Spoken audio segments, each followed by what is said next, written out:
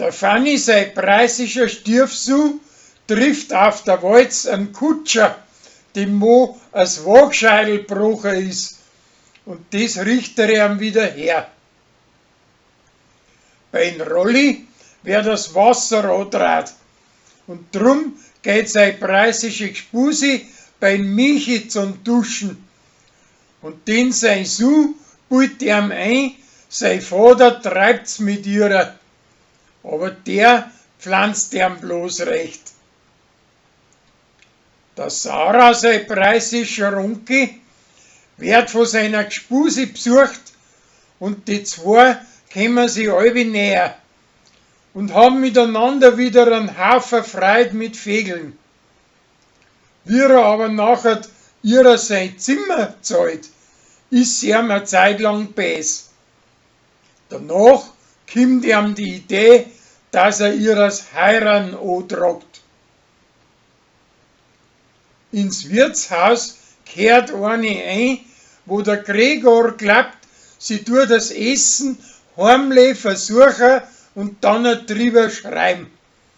Aber dabei ist das Schäd hinter ihm her und er will ihr nix.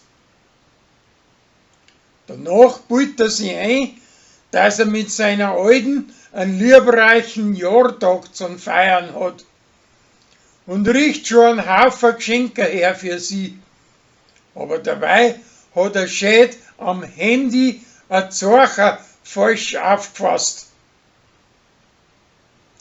Ein ganzer vornehmer Theatermacher möchte der Rosi Billetten geben, aber die ist auf Kur und ein Zwiefel brummt der Bauch, und drum geht schließlich der Rolli da hin.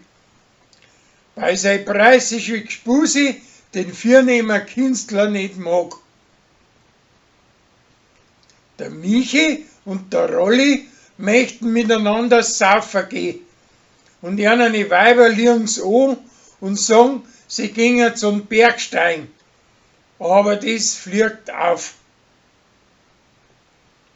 Uschi und sein Alter arbeiten im Geschäft recht gut zusammen, aber er bleibt ihrer gegenüber allweil nur eiskalt und liegt ihr ins Gesicht und sagt, dass er beim Fränki gewesen ist.